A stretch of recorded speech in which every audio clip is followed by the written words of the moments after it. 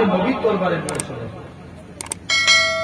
মুসলমান করে ছেলে মেয়েরা বানা তরুণেরা হে নবী প্রেমিকেরা আল্লাহ নবী সাহাবী হযরত ওমর ফারুক রাদিয়াল্লাহু তাআলা আনহু হুজুর আমার যুবকটাকে সাথে করে নিয়ে আল্লাহ নবীর দরবারে চলে গেলেন। আল্লাহ নবীর দরবারে গিয়ে সালাম দিতে লাগে, আসসালাতু ওয়াসসালামু আলাইকা ইয়া রাসূলুল্লাহ হাবিবাল্লাহ। আল্লাহ নবী সালামের উত্তর দিলেন, ওগো বাবা ওমর তুমি কি জন্য সালাম দাও? ইয়া রাসূলুল্লাহ হাবিবাল্লাহ হুজুর আমি যা অন্যায় করেছি, একটা যুবক ছেলে সে কি এমন অন্যায় করেছে তাই আপনার কাছে তাকে নিয়ে এসেছি। আল্লাহ নবী বলে, বাবা ওমর যুবক ছেলেটাকে আমি নবী আমার কাছে পাঠিয়ে দাও। যুবক ছেলে গানা আল্লাহ নবীর কাছে চলে আসলেন। আল্লাহ নবী বলে, ও বাবা যুবক বলো তো দেখি কি এমন অন্যায় করেছো? যুবকটা কাঁদে আর বলে, ইয়া রাসূলুল্লাহ হাবিবাল্লাহ হুজুর আমি যা পাপ করেছি, হুজুর আমি যা অন্যায় করেছি, আমার গুনাহটা মনে হয় আল্লাহ পাকে জমিনের চাইতেও বড়। আল্লাহ নবী বলে, তোমার গুনাহ কি আল্লাহ পাকের আসমানের চাইতেও বড়? যুবকটা কাঁদে আর বলে, ইয়া রাসূলুল্লাহ হাবিবাল্লাহ হুজুর আমার অন্তর বলে, হুজুর আমার দিল বলে, হুজুর আমি যা গুনাহ করেছি আমার গুনাহটা মনে হয় এরকম ভাবে আসমানের চাইতেও বড়।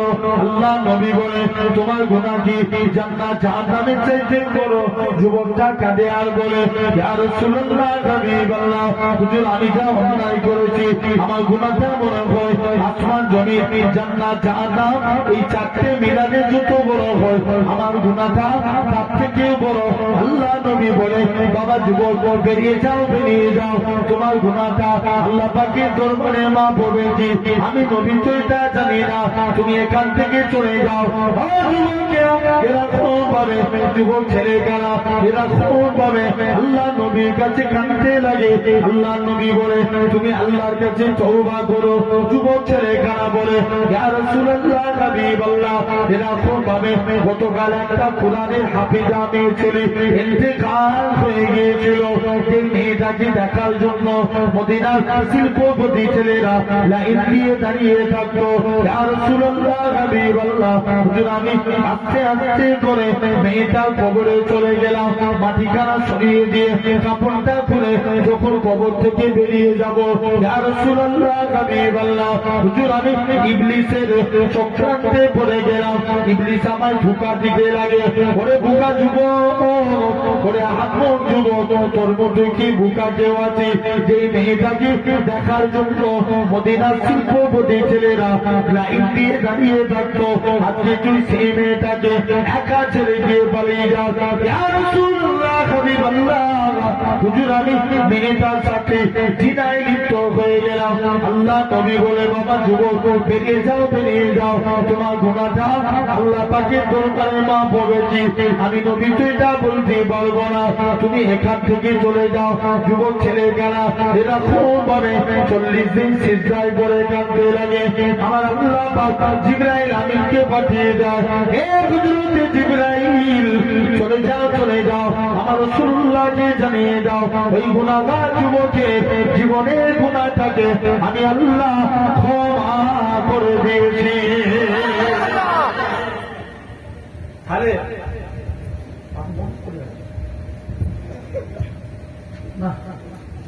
আল্লাহ তাহলে মাফ করে যে রেখে দেন।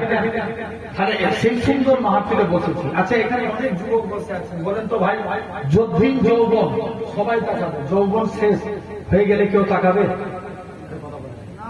জোর করে বলো, কেউ তাকাবে না। যদ্দিন তোমার যৌবন সবাই তোমার দিকে তাকাবে, যৌবন শেষ তাকানো শেষ। পকেটে টাকা আছে 10টা 20টা বন্ধু ঘুরবে না, ঘুরবে না? কথা বলেন, ঘুরবে। পকেটে টাকা শেষ, বন্ধু শেষ, আর কেউ থাকবে না। যারা সরকারি চাকরি করে কত বছর বয়সে রিটায়ার্ড হয়? 60 বছর বয়সে। আচ্ছা 60 বছর বয়সের পর মাস্টাররা কি লেখাপড়া করাতে পারে না? পারে না? পারে। কিন্তু জেনে রেখে দেন 60 বছর হয়ে গেছে, সরকার বলছে তোমার এক্সপায়ার ডেট।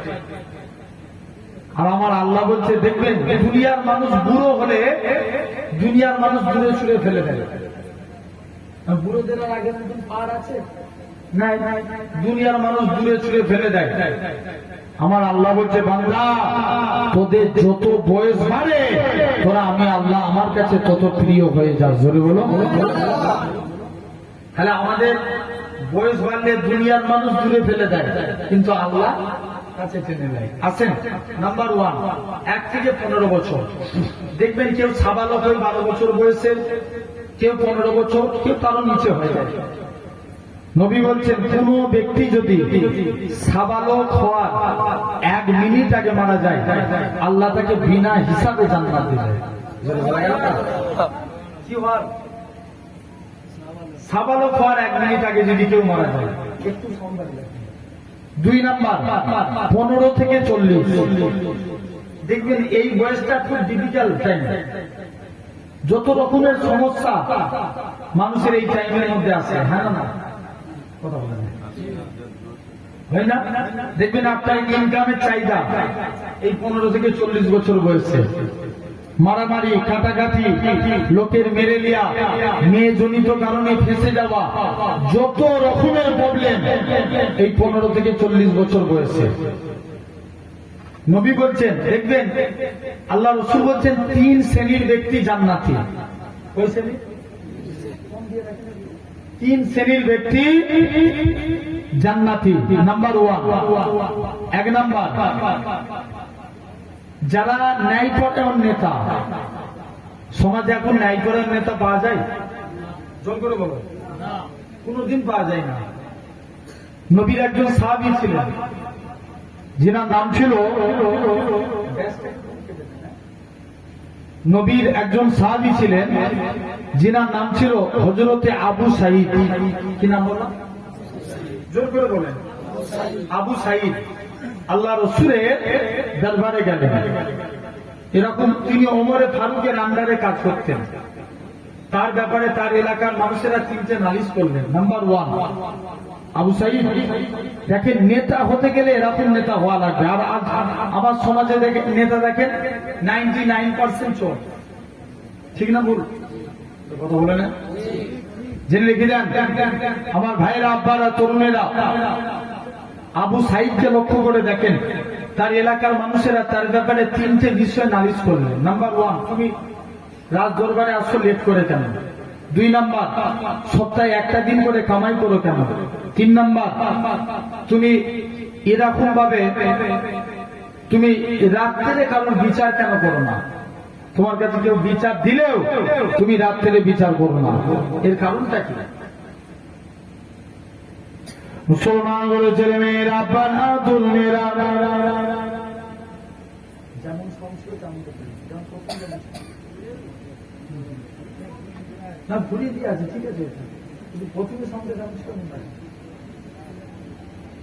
মুসলমান বলে ছেলে মেয়েরা, আব্বানা, তরুণেরা, হে নবী প্রেমিকের আগা আল্লাহ নবী সাহাবী হযরতে আবু সাঈদ বলে ভাই ওমর রে শুনে রেখে দেন এরকম ভাবে আমি এরকম ভাবে আমি ইচ্ছাকৃত ভাবে কোনো অন্যায় করিনি। তবে 1 নাম্বার কারণ তুমি রাজ দরবারে আসতে কেন লেট করো? হযরতে আবু সাঈদ বলে ভাই ওমর রে আমার বাড়িতে আমার স্ত্রী একা মানুষ, মাঝে মাঝে আমি আমার স্ত্রীর কাজে সাহায্য করি, এই জন্য আমার আসতে লেট হয়ে যায়, এই জন্য আমার আসতে দেরি হয়ে যায়।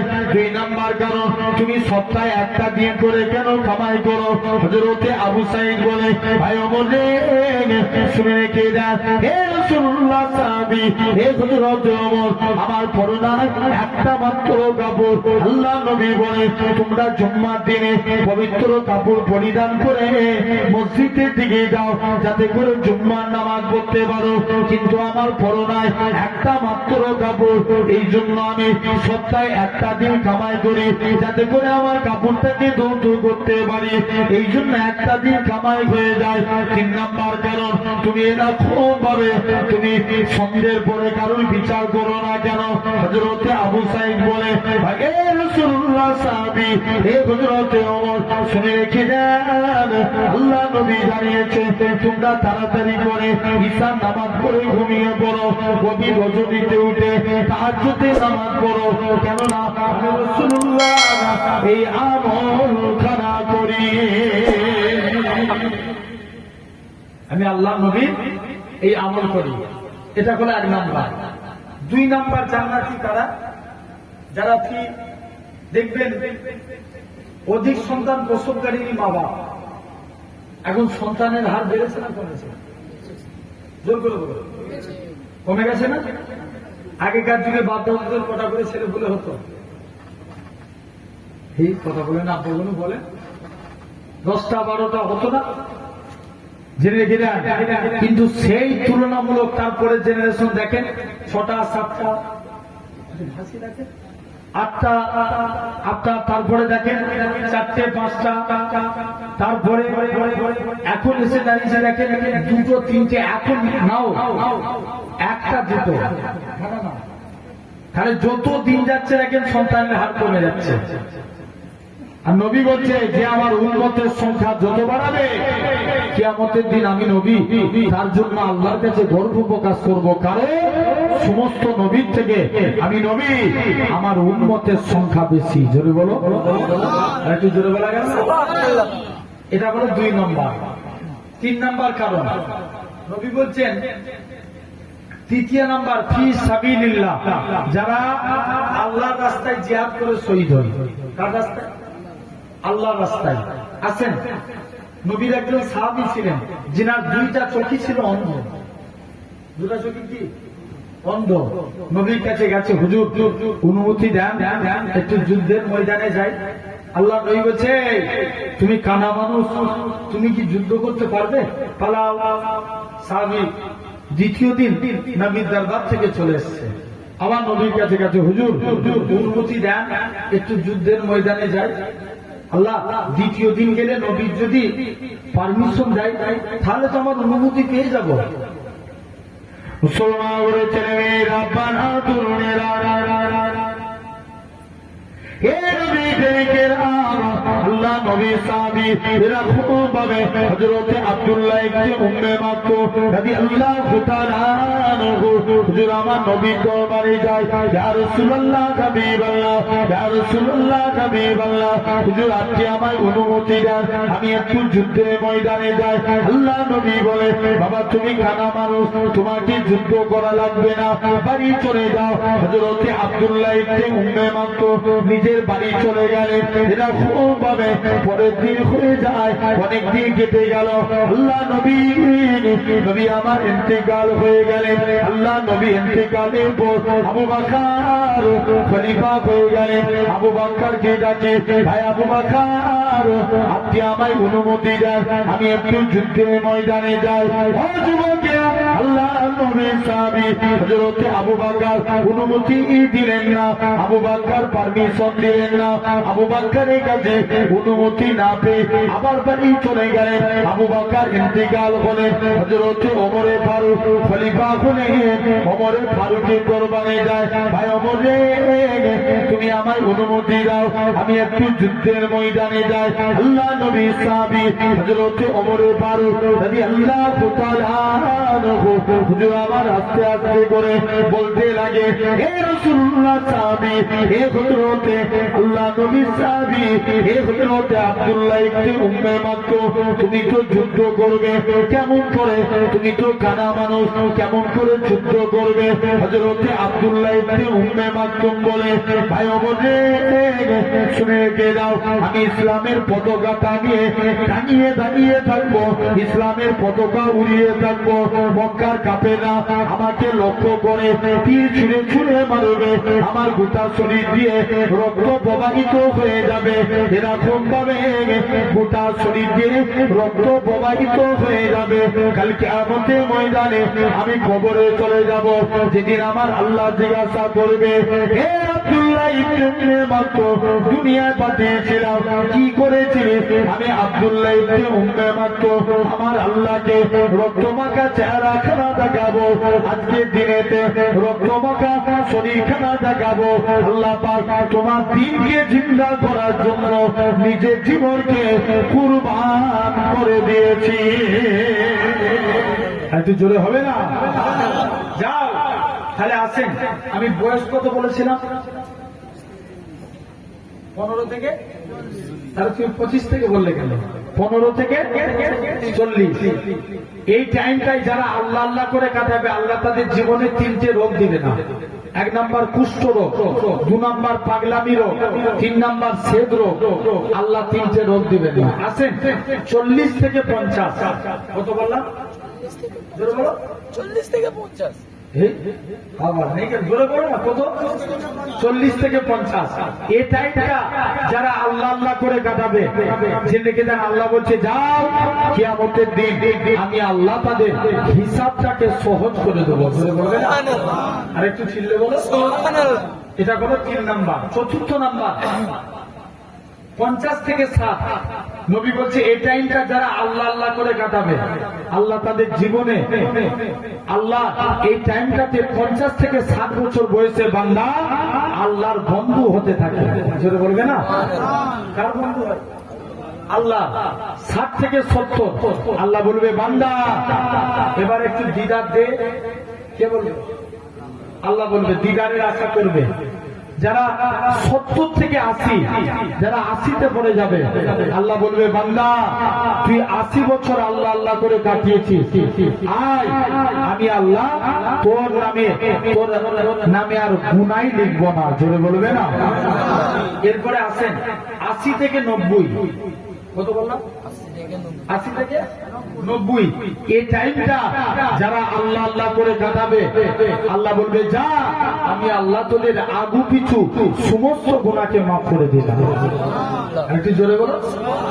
তাহলে আসেন এই ডিফিকাল্ট টাইম ভাইরা এই জায়গায় বসেছেন, ওয়াজ শোনার জিনিস না বুঝার জিনিস? বুঝার জিনিস। বুঝলে আবু বকর, না বুঝলে আবু জেহেল। আমরা কার দলে থাকবো? আবু বকরের দলে কারা? একবার হাত তুলে দেখো তো দেখি। তকবীর মারো, নারে তাকবীর। আর একটু জোরে দেন, নারে তাকবীর। আলহামদুলিল্লাহ। তাহলে মেন জিনিস বুঝতে হবে। আছেন আমাদের কাছে ঈমান আগে না মুসলমান আগে? ঠিক করে বলেন। ঈমান আগে? বলেন বলেন। ঈমান আগে। ঈমান না থাকলে মুসলমান? জোর করে বলো না। তাহলে আগে কি? ঈমান। আচ্ছা বলতে পারবেন আল্লাহ কোরআন শরীফে কোন জায়গায় বলেছেন ইয়া আইয়ুহাল মুসলমান? আল্লাহ বলছেন ইয়া আইয়ুহাল্লাযীনা আমানু, হে ঈমানদার বান্দারা। তাহলে আগে ঈমান তারপরে মুসলমান। আছেন আমাদের ঈমান 4 প্রকার। কই প্রকার? জোর করে বলেন। 4 প্রকার। নাম্বার 1 ইলমুল ইয়াকিন, জ্ঞানের দ্বারা ঈমান। আল্লাহ আমাদের জন্য 2টো রাস্তা রেখেছেন, একটা ভালো আর একটা খারাপ। ভালো রাস্তায় হারলে জান্নাত, খারাপ রাস্তায় হারলে জোর করে বলেন জাহান্নাম।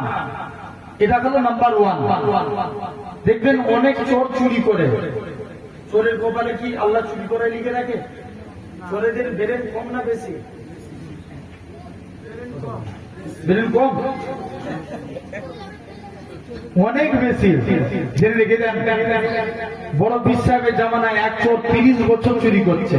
কত বছর? 30 বছর। কেউ তাকে ধরতে পারেনি। আর মনে মনে নিয়ত করছে যাই বড় বিশ্বাসের বাড়িতে চুরি করতে যাব। হুজুর যদি ধরতে পারে জানবো হুজুর বড় কি, আর না ধরতে পারলে আমি চোর বড় কি। কে বলছে? জোর করে বলো। চোর বলছে। চুরি করে একটা ব্যাগের মধ্যে মাল ভরেছে, বলছে বেরোতে পারলেই তো আমি আল্লাহ বলি। যেই বেরোতে গেছে আল্লাহর কুদরত, অটোমেটিক দরজা বন্ধ হয়ে গেছে। জোরে বলো, এত জোরে বলা গেল না? সুবহানাল্লাহ। দ্বিতীয় দিন আবার দরজা খুলতে এসছে, বলছে দ্বিতীয় দিন দরজা খুলে দেখি, দ্বিতীয় দিন দরজা খুলতে এসছে, দরজা খুলে গেছে মালপত্র রেখে। তৃতীয় দিনের দিনে আবার এসছে, এসে দেখে দরজা আবার বন্ধ, খালি হাতে এসছে, দরজা খুলছে, দরজা খুলে নেই, ভর্তি হাতে দরজা খুলে নেই। চোর বলছে এবার পড়েছি, ধরা যায়। বড় পীর সাহেবের কদমে পড়ে গেছে, হুজুর বিয়াদবি মাফ করেন, আমি চোর সাক্ষ্য দিচ্ছি, আপনি হচ্ছেন বড় পীর। একটু জোরে বলা গেল না? তাহলে দেখেন, নাম্বার 1 ইলমুল ইয়াকিন, জ্ঞানের দ্বারা ঈমান। কিসের দ্বারা? জ্ঞানের দ্বারা। আমরা জ্ঞান দিয়ে সিলেক্টেড করব, ভালো পথে হাঁটবো না খারাপ পথে হাঁটবো, এটার নাম ইলমুল ইয়াকিন। 2 নাম্বার আইনুল ইয়াকিন, চক্ষুর দ্বারা ঈমান। কিসের দ্বারা? চোখের দ্বারা।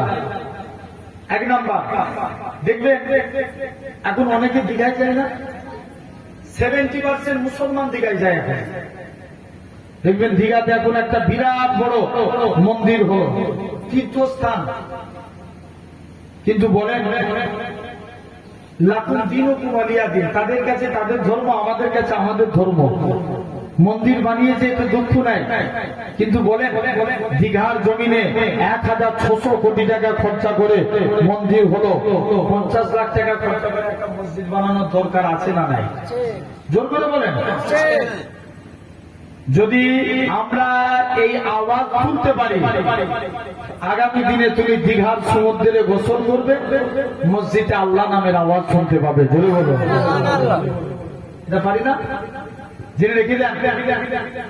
তো দেখবেন দীঘার সমুদ্রের পানি ঢেউ খেলায় না? কি খেলে? জোর করে বলে, ঢেউ খেলে। সমুদ্রের পানি ঢেউ খেলে। দেখবেন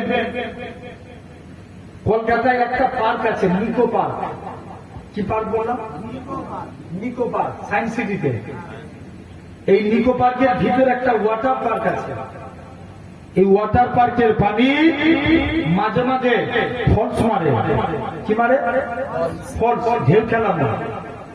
দেখবেন ওয়াটার পার্কের পানি ঢেউ খেলায়, মাঝে মাঝে ফলস মারে, কিন্তু এই ওয়াটার পার্কের পানি মাঝে মাঝে ঢেউ খেলানো ফলস মারে, কিন্তু বলেন 1 সেকেন্ডের জন্য সমুদ্রের পানি ঢেউ খেলানো বন্ধ হয়েছে? কথা বলেন, দিবা রাত্রি 1 সেকেন্ডের জন্য বন্ধ হয়? এটা চোখ দিয়ে দেখে ঈমান আনা। শুধু তাই নয়, একটা মানুষ এভরিডে 16 কিলো করে অক্সিজেন নেয়। কত কিলো বললাম? 16 কেজি। জোর করে বলেন। 16 কিলো। আপনাকে যদি 1 ঘন্টা আইসিইউতে রাখে, 1000 টাকা, হাজার টাকা বিল করে, আইসিইউ মিনিংস মানে দেন অ্যান্ড দেয়ার ট্রিটমেন্ট যেখানে হয়, তাড়াতাড়ি ডাক্তার সরবরাহ করে আপনার অক্সিজেন, সিলাইন, যাবতীয় ওষুধ, দেখবেন হাজার টাকা বিল করে। কিন্তু বলেন আপনি যে এভরিডে 16 কিলো করে অক্সিজেন নেন, এর জন্য কি জিবরাইল কারো ধরেছে, টাকা করেছে? তুমি আল্লাহর এত কিলো অক্সিজেন দিয়েছো, কথা বলো না ভাই, কোনদিন চায় না। জানবেন এটাও আমরা চোখ দিয়ে দেখি। শুধু তাই নয়, দেখবেন এখন বর্ষাকাল, যেদিন সেদিন পানি নেমে যাচ্ছে, দেখবেন সব রাস্তা কাদা কাদা হয়ে যায় পানি হলে। আবার আল্লাহ সূর্যের তাপ দিলে, আমরা যে সূর্যের তাপকে কাজে লাগিয়ে আপনার এই আমদান এলাকায় ধান চাষ করতো, আরে হ্যাঁ না করলো তো? এই সূর্যের তাপকে কাজে লাগিয়ে আমরা ধানকে রেডি করি, হ্যাঁ না? আমরা আমাদের জামা কাপড়কে শুকনো করি, এগুলো চোখ দিয়ে দেখি। এটার নাম আইনুল ইয়াকিন। হাওড়া ব্রিজ ঝুলানো সেতু না? কথা বলেন, হাওড়া ব্রিজ কি সেতু? ঝুলানো সেতু। হাওড়া ব্রিজের দুধারে দুটো পিলার আছে না? না আছে। হাওড়া ব্রিজ ঝুলানো সেতু, হাওড়া ব্রিজে দুধারে দুটো পিলার আছে, কিন্তু আমার আল্লাহ এই আসমানকে বিনা খুঁটির দ্বারাই দাঁড় কাটিয়ে রেখেছে। জোরে বলে, এটা চোখ দিয়ে দেখে ঈমান আনা, এটার নাম আইনুল ইয়াকিন। তিন নাম্বার গাইবুল ইয়াকিন, আমরা যে আল্লাহ মানি দেখে না না দেখে, জোর করে বলো না, না দেখে, এটার নাম গাইবুল ইয়াকিন। চতুর্থ নাম্বার বাসুল ইয়াকিন, ঠেলাই করলে আল্লাহকে ডাকা। কিসে বললে কথা বলে না, ঠেলাই করলে। কদিন আগে একটা বাইরের দেশে প্লেন ক্রাশ হলো, প্লেনটা যখন আসমান থেকে জমিনায় পড়ছে সব জোরে জোরে কলমা পড়ছে, যেই অথচ দেখেন খবর নিয়ে দেখেন এরা যখন প্লেনের উপরে উঠেছিল, যখন প্লেনে উঠছিল তখন একবারও আল্লাহকে ডাকে না, আর মরণের টাইমে আল্লাহকে ডাকছে। জানবেন এটার নাম বাসুল ইয়াকিন, ঠেলাই করলে আল্লাহকে ডাকা। আসেন সোনার ভাইরা, তাহলে আগে ঈমান, তারপরে মুসলমান। আগে কি ঈমান? ঈমান হলো আমাদের রাসূল, যদি বলবে না সুবহানাল্লাহ। ভাই আমরা কারা কারা নবীকে ভালোবাসতেছি একবার হাত তুলে দেখান তো, জোর করে তকবীর দেন দেখি। না রে আল্লাহু আকবার। এই সাবধান, হাত তুলে রাখো। নারে তাকবীর, আল্লাহু আকবার। আরো জোরে দেন না, নারে তাকবীর, আল্লাহু আকবার। নারে তাকবীর। আছেন? আচ্ছা এই হাত তুলে কি নবীর ভালোবাসা হয়ে যায়? কথা বলেন। আমরা হাত তুলে দেখিয়ে দিলাম, নবীর ভালোবাসা হবে? হবে না। নবীর ভালোবাসা আনতে গেলে কি করা লাগবে? নবী বলছেন মান হাব্বা সুন্নতি, যে আমার সুন্নাতকে ভালোবাসলো, ফাঁকা দাহাব্বানি, সে আমি নবী আমায় ভালোবাসলো, ও মান হাব্বানি, যে আমাকে ভালোবাসলো, কানা মাই ফিল জান্নাত, আমি রাসূল কথা দিলাম তাকে জান্নাতে না নিয়ে যে আমি নবী আল্লাহর দয়ার জান্নাতে যাব না। জোরে বলো। আসেন এক নাম্বার, আমরা যদি দিনে একটা করে সুন্নত মানি, বছরে কত মানা হবে? জোর করে বলো না, 365টা দিন ছেড়ে দেন। মাসে একটা করে মানবেন, বছরে 12টা, মাসে একটা করে মানেন। নাম্বার ওয়ান, এক নাম্বার আমরা যখন জামা পরবো আগে ডান হাত দেবো। কোন হাত? জোর করে বলেন। ডান হাত। ডান হাত। পায়জামা পরবেন আগে ডান পা, গেঞ্জি পরবেন ডান হাত, কাউকে কিছু দিবেন ডান হাত, কারো কাছে কিছু নিবেন ডান হাত। এই ডান ডান ডান, কিয়ামতের দিন আল্লাহ বলবে তোরা যারা ডান পড়তে গিয়ে বান্দা জিজ্ঞেস করবে কেন আল্লাহ? আল্লাহ বলবে যা আমার মুস্তাফা রাইট সাইডকে ভালোবেসেছে, তোরা আমার নবীর সুন্নত মেনেছিস, আমি আল্লাহ তোদের জান্নাত দিয়ে দিলাম। সুবহানাল্লাহ। আর একটু জোরে বলা গেল। সুবহানাল্লাহ।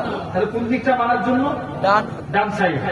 দুই নাম্বার, যখন ভাত খাবেন মাকে যে বলবেন মা আমাকে দস্তরখান বিছিয়ে দাও। জানবেন দস্তরখান বিছিয়ে ভাত খাওয়া নবীর সুন্নাত। আল্লাহ নবী একদিন কিছু খেয়ে আনাসের দস্তরখানে হাত মুছেছেন। কার দস্তরখানে? হযরতে আনাস। আনাস বলে আমি দস্তরখান কোনদিন পানি দিয়ে ধুতাম না, যখনই ময়লা হতো আগুনে ফেলে দিতাম। কাপড় আগুনে ফেললে কি হবে? পুড়ে যাবে। আনাস বলে যেই আমি আগুন থেকে কাপড় তুলে নিতাম দস্তরখান পরিষ্কার। সাহাবারা বলে আনাস তুমি এই জাদু শিখলে কোথায়? আনাস বলে এটা জাদু না, এটা নবীর হাতের ছোঁয়া। জোরে বলবে না? আর একটু জোরে বলা গেল না? আসেন তাহলে আমরাও একটা একটা করে নবীর সুন্নাত মানব। ভাই আমরা নবীকে বেশি ভালোবাসি না নবী আমাদের বেশি ভালোবাসি? জি, নবী আমাদেরকে বেশি নবী আমাদেরকে বেশি ভালোবাসেন। চার জায়গায় নবী উম্মতের চিন্তা করবেন। কোন জায়গায়? জোর করে বলো। চার জায়গায়। নাম্বার ওয়ান, এক নাম্বার আল্লাহ রসুল যখন 1.5 মিনিটের বাচ্চা সিজদায় চলে গেলেন, কি মুখ থেকে বিড়বিড় করে বলছেন সমাজে আল্লাহ আপনার আমার নবীর কত মাকাম দিয়েছিলেন দেখেন। ভাই আমার এলাকায় কেউ মরে গেলে হাতে কি করে না? স্বামী মারা গেলে স্ত্রীরা কি করে না? চুরি চুরি কি করে না? চুরি। আর নাকে নাকচাবি ফেলে যায় না? যায়নি। শাড়ি কি করে? সাদা। আরবের সিস্টেম, স্বামী মারা গেলে কেউ গায়ে আতর মারত না। আল্লাহ রসুলের আব্বা আব্দুল্লাহ ইন্তেকাল হয়েছেন, আমিনার পেটে দুজাহানের বাদশা আমিনার শরীর দিয়ে খুশবু বেরোয়, গোটা মক্কার জমিনে ছড়িয়ে যায়। জোরে বলে সবাই মিলে জিজ্ঞাসা করে আমিনা তুমি এই খুশবু কোথায় পেলে? আব্দুল মুত্তালিব ছিলেন মক্কার সর্দার, লজ্জায় মাথা হেঁট হয়ে যায়। সবাই জিজ্ঞেস করছে, আব্দুল মুত্তালিব তুমি কি বৌমা করেছো? যে বৌমা আজকের দিনে গায়ে আতর মাখে? আব্দুল মুত্তালিব বলে, যাই বাড়ি যাই। আমিনার কাছে গেলেন, আমিনা তুমি কোথা থেকে খুশবু পাও? আমিনা বলে, আব্বা এটা আমার খুশবু না, আমার পেটেরটা খুশবু। আব্বা আমি আমিনা যখন বাড়ি থেকে বের হই, আকাশের মেঘগুলো আমাকে ছায়া করে নিয়ে যায়। জোরে বলে, আমি আমিনা যখন বড় মরুভূমির উপরে পা রাখি, পা রাখতে দেরি, বালি ঠান্ডা হতে দেরি হয় না। আমি আমিনা যখন এরকম ভাবে, আমি আমিনা যখন বড় মরুভূমির উপরে আমি পাথরের উপরে পা রাখি, পা রাখতে দেরি, পাথর ঠান্ডা হতে দেরি হয় না। শুধু তাই নয়, আমি যখন কুয়ার কাছে চলে যাই, অটোমেটিক কুয়ার পানি নিচু থেকে উপরে উঠে যায়। জোরে বলো, আব্বা এটা আমার খুশবু না, এটা আমার পেটের খুশবু। এটা আমি আমিনা যেদিন থেকে আমার পেটে বাচ্চা আছে, ঘরের দিয়ালগুলো আমায় সালাম দেয়, মা আমিনা তুই সালাম। ধরে বলে আসেন সেই নবী, 1.5 মিনিটের বাচ্চা সিজদায় সিজদায় পড়ে আছেন। আল্লাহ বলছে, যাও আমার হাবিবের সুনাম চতুর্দিকে করে দাও। 1.5 মিনিটের বাচ্চা সিজদায় পড়ে গেলেন, কি যেন মুখ থেকে বীর বীর করে বলছে। বলেন তো ভাই, আল্লাহ সমাজে 313 জন রসুল পাঠিয়েছিলেন, আমার নবীকে বাদ দেন 312 জন রসুল পাঠিয়েছিলেন। কোন রসুলের কলেমায় আল্লাহ রসুল্লাহ লিখেছেন? কথা বলেন, লিখেন নাই। আল্লাহ আপনার আমার নবীর কত মাকাম দিয়েছে দেখেন। মুসলমানদের ছেলেমেয়েরা, পাড়া তরুণেরা, হে আঙ্গানে মানুষেরা, আল্লাহ পাক আদম নবী কলেমা দিয়েছিলেন, লা ইলাহা ইল্লাল্লাহ, আদম সাফিউল্লাহ রাসূলুল্লাহ বলে না। আল্লাহ এরকম ভাবে নূহ নবী কলেমা দিয়েছে, লা ইলাহা ইল্লাল্লাহ, নূহ নবিউল্লাহ রাসূলুল্লাহ বলে না। এরকম ভাবে দাউদ নবী কলেমা দিয়েছে, লা ইলাহা ইল্লাল্লাহ, দাউদ